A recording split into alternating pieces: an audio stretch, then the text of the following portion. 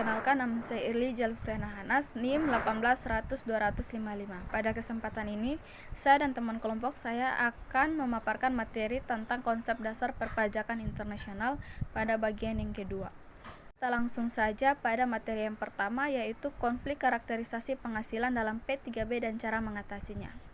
Nah, pemajakan berganda terjadi karena benturan antara klaim pemajakan. Hal ini karena adanya prinsip pemajakan global untuk wajib pajak dalam negeri atau global principle, di mana penghasilan dari luar negeri dan dalam negeri dikenakan pajak oleh negara residen.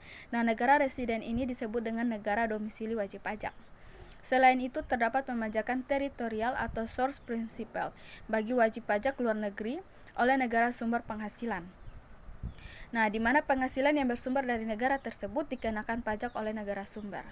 Sehingga hal ini membuat suatu penghasilan dikenakan pajak dua kali.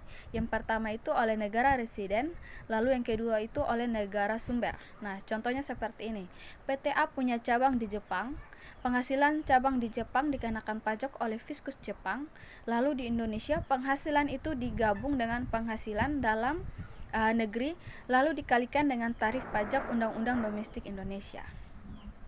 Selanjutnya, bentrokan klaim lebih diperparah bila terjadi dua residen, di mana terdapat dua negara sama-sama mengklaim seorang subjek pajak sebagai wajib pajak dalam negerinya yang menyebabkan ia terkena pemajakan global dua kali.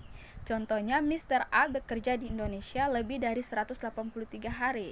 Namun setiap hari Sabtu dan hari Minggu, ia pulang ke rumahnya yang berada di Singapura. Sehingga Mr. A dianggap sebagai wajib pajak dalam negeri oleh Indonesia dan juga oleh Singapura. Sehingga untuk wajib melapor dan membayar pajak untuk penghasilan globalnya pada Indonesia maupun Singapura. Kemudian dalam kaitan pembagian hak pemajakan ini, negara-negara yang melakukan perjanjian perpajakan dibagi menjadi dua jenis. Yang pertama itu adalah negara sumber atau source country, yang merupakan negara di mana penghasilan yang merupakan objek pajak timbul.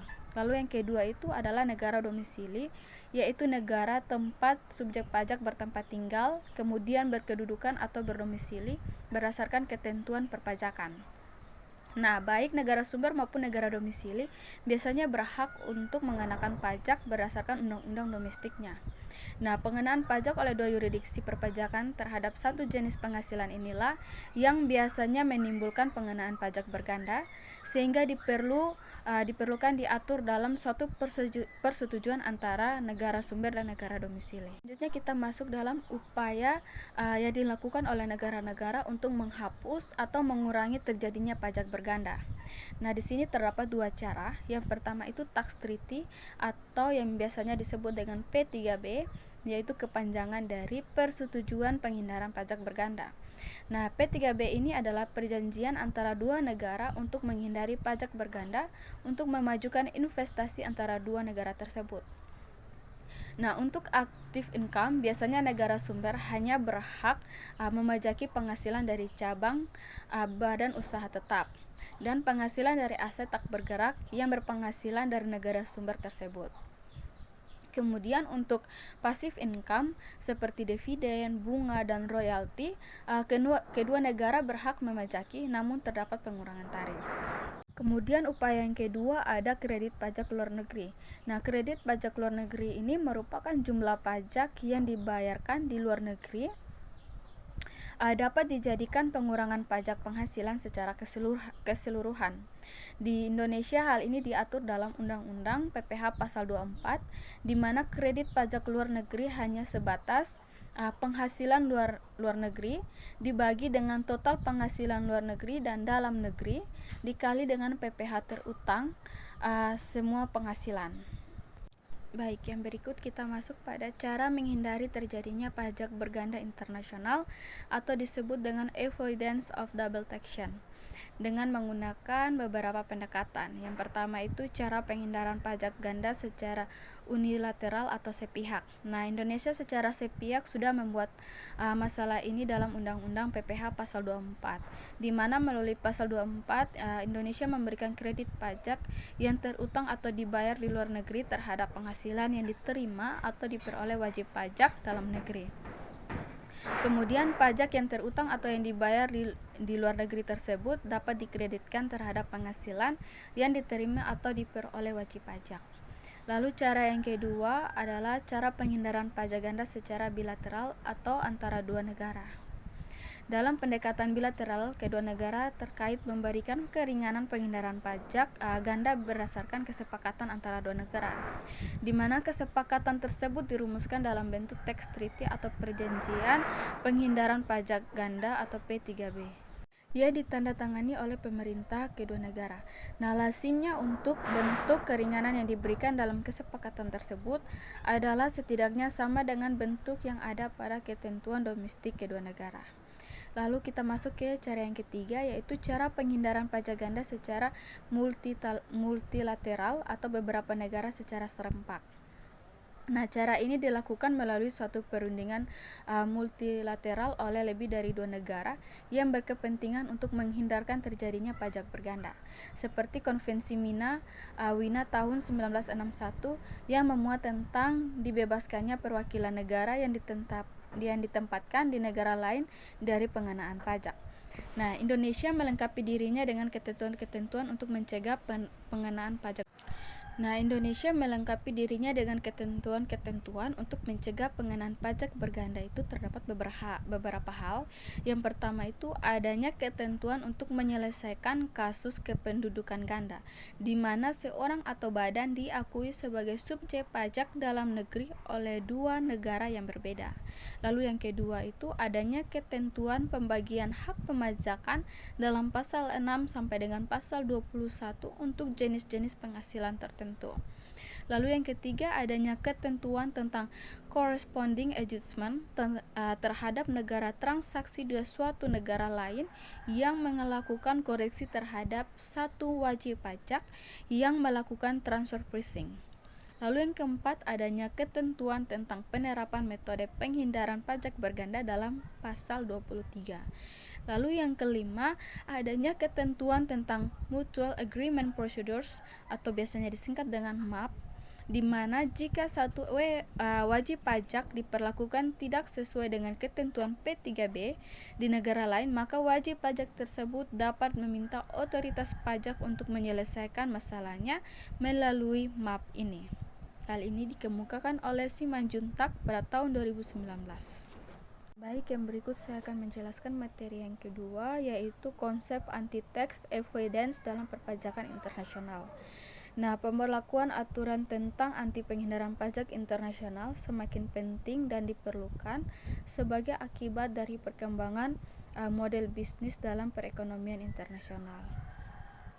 Nah, kemudian suatu negara menerbitkan ketentuan pencegahan penghindaran pajak yang diatur dalam peraturan perundang-undangan sebagai berikut.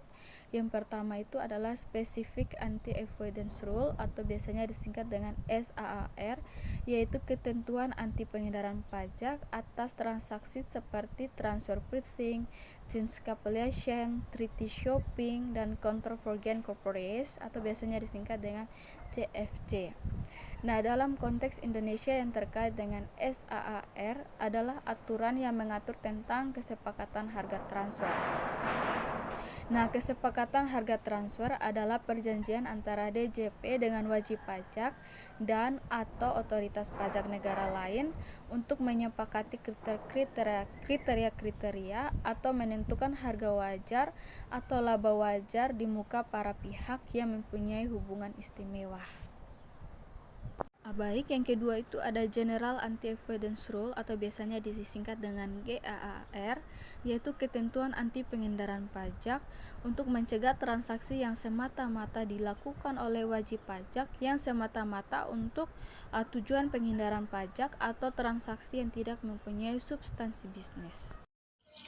Baik, selanjutnya saya Ermelinda Linjakal, NIM 18100-283 akan melanjutkan presentasi dari teman saya sebelumnya.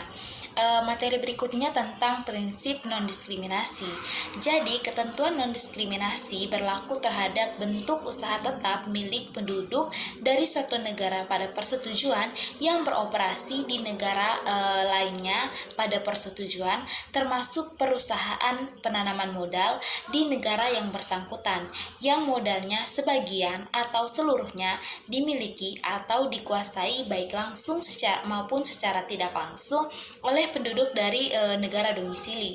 Nah, ketentuan ini juga mengatur tentang bahwa negara sumber tidak diwajibkan untuk memperlakukan pengenaan pajak khusus seperti keringanan pajak, potongan maupun pengurangan kepada warga negara domisili. Nah, ketentuan yang mengatur tentang prinsip non-diskriminasi ini dapat dilihat dalam pasal 24 OECD Model. Selanjutnya kita masuk pada metode penghindaran pajak berganda. Dalam upaya penghindaran pajak berganda dalam tax treaty dikenal beberapa metode. Yang pertama adalah metode kredit pajak atau tax credit method. Yang kedua adalah metode pembebasan pajak atau tax exemption method. Dan yang ketiga adalah metode pembebanan pajak sebagai biaya atau tax deduction method. Langsung saja kita masuk pada yang pertama, yaitu metode kredit pajak. Nah, dalam metode kredit pajak ini penghasilan dari luar negeri juga dianggap sebagai objek pajak, sehingga penghasilan dari luar negeri dan dalam negeri kemudian digabungkan untuk yang nantinya dihitung dalam perhitungan penghasilan kena pajak. Nah, untuk metode kredit pajak sendiri dibagi menjadi 3, yaitu full tax credit, lalu yang kedua ada ordinary tax credit, dan yang terakhir adalah tax sparing credit. Untuk lebih memperjelas lagi dari ketiga metode kredit itu, kita langsung saja masuk kepada contohnya. Yang pertama tentang full tax credit method. Nah, untuk full tax credit method ini misalkan penghasilan dalam negeri 300 juta, lalu penghasilan dari luar negeri 30 juta, maka total penghasilan atau global income-nya itu 330 juta. Nah, untuk PPh wajib pajak orang pribadi berdasarkan pasal 17, di mana 5% dikali dengan 50 juta sama dengan 2.500.000, lalu 15% dikali dengan 200 juta sama dengan 30 juta, lalu 25% dikali dengan 80 juta sama dengan 20 juta. Maka totalnya sama dengan 52.500.000. Nah, untuk full tax kredit di sini di mana dihitung 40% dikali dengan 30 juta, yaitu tarif pajak untuk penghasilan luar negeri dikali dengan total penghasilan luar negeri tadi 30 juta, makanya dia dapat hasil 12 juta. Nah, pajak yang masih harus dibayar itu sebesar 40.500.000 diperoleh dari PPh BPO tadi yang 52.500.000 dikurangkan dengan full tax credit yaitu 12 juta, makanya hasilnya 40.500.000. Nah, selanjutnya kita masuk pada ordinary tax credit method. Nah, misalkan di sini penghasilan dalam negerinya 15 juta, penghasilan luar negerinya itu 30 juta, maka total global income-nya itu sama dengan 45 juta. Lalu dikali dengan PPh wajib pajak orang pribadi, yaitu 5% dikali dengan 45 juta sama dengan 2.250.000. Nah, batas maksimum kredit pajak luar negeri yaitu sebesar 30 juta dalam hal ini penghasilan luar negeri dibagi dengan global income yaitu 45 juta dikali dengan PPh BPO-nya tadi yaitu sebesar 2.250.000. Maka hasilnya adalah 1.500.000. Nah, ordinary tax credit-nya itu sebesar 1.500.000. Maka penghasilan yang masih harus dibayar adalah sebesar 750.000, yaitu dari PPh WPOP yang 2.250.000 dikurangkan dengan 1.500.000, hasilnya 750.000. Berikutnya untuk tax sparing credit. Misalkan penghasilan dalam negeri 300 juta, penghasilan luar negeri 30 juta, maka global income-nya 330 juta. Untuk PPh WPOP itu 5% dikali 50 juta itu 2.500.000, 15% dikali 200 juta itu 30 juta, dan 25% dikali dengan 80 juta itu 20 juta. Maka totalnya adalah 52.500.000. Nah, untuk full tax credit seperti yang tadi yaitu 40% dikali dengan penghasilan luar negeri yaitu 30 juta sama dengan 12 juta.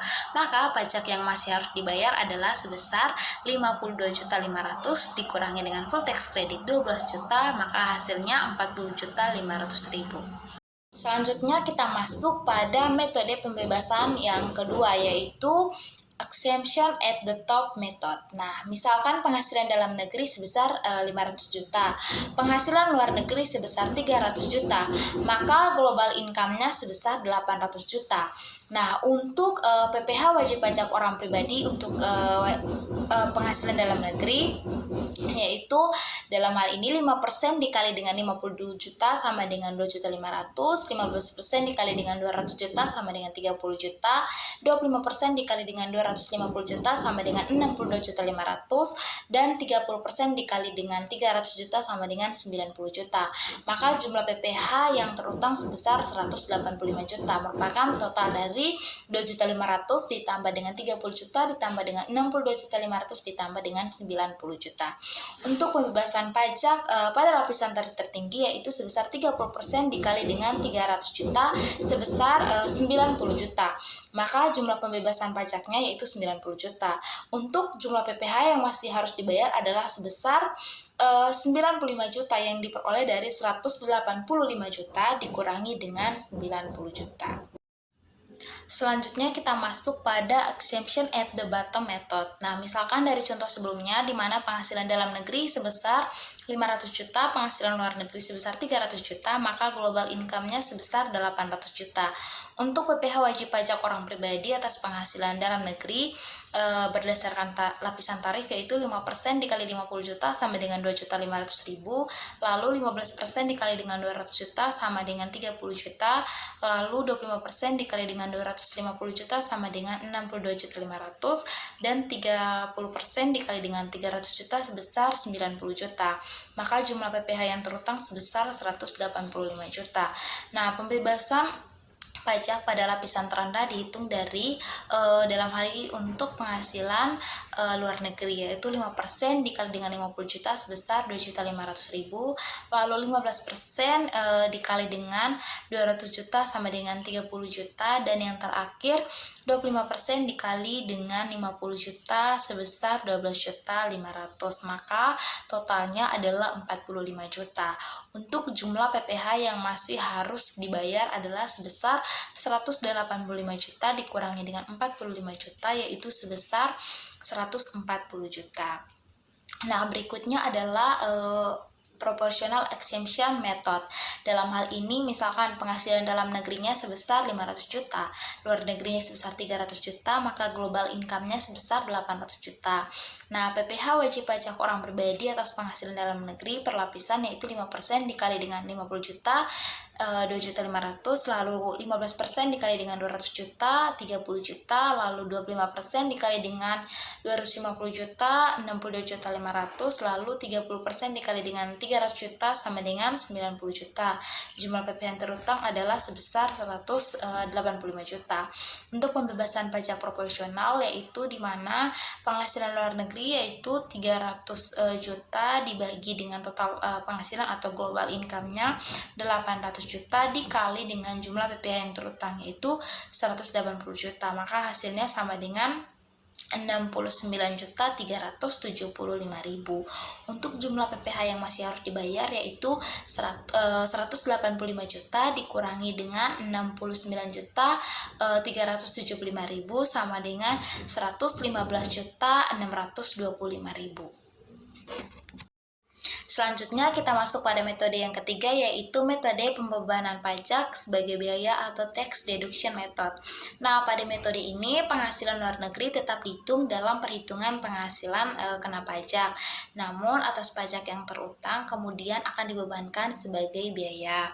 Nah, misalkan di sini untuk tarif pajak yang dipotong 40%. Dengan penghasilan dalam negeri 500 juta, penghasilan luar negeri 300 juta, dan global income-nya 800 juta. Nah, untuk pengurangan atas pajak yang dibayar di luar negeri yang kemudian akan dibebankan sebagai biaya yaitu 40% dikali dengan penghasilan luar negeri yaitu 300 juta sama dengan 120 juta, sehingga global income yaitu 800 juta dikurangi dengan 120 juta sama dengan 680 juta yang kemudian menjadi penghasilan kena pajak. Untuk pajak yang terutang berdasarkan lapisan tarif pajak yaitu 5% dikali dengan 50 juta sebesar 2.500.000, lalu 15% dikali dengan 200 juta sebesar 30 juta, dan 25% dikali dengan 430 juta sebesar 107.500.000. Maka jumlah pajak yang terutang adalah sebesar 140 juta, diperoleh dari 2.500.000 ditambah 30 juta ditambah dengan 107.500.000. Selanjutnya kita masuk pada metode pembebasan pajak. Nah, pada dasarnya metode ini di mana penghasilan luar negeri tidak dihitung dalam pengenaan pajak penghasilan. Namun untuk keperluan pajak terhadap pengenaan pajak atas penghasilan global dipertahankan. Untuk metode ini dibagi lagi menjadi 4 metode, yaitu ada full exemption method, yang kedua ada exemption at the top method, lalu yang ketiga ada exemption at the bottom method, dan proportional exemption method. Nah, langsung saja yang pertama perhitungan tentang full exemption method. Nah, misalkan penghasilan dalam negeri sebesar 15 juta, lalu penghasilan luar negeri sebesar 30 juta, maka global income-nya sebesar 45 juta. Untuk perhitungan PPh BPOP yang dihitung untuk full exemption method itu hanya penghasilan dalam negeri saja, yaitu sebesar 5% dikali dengan 15 juta sama dengan 750.000. Jadi jumlah PPh yang harus dibayar itu sebesar 750.000.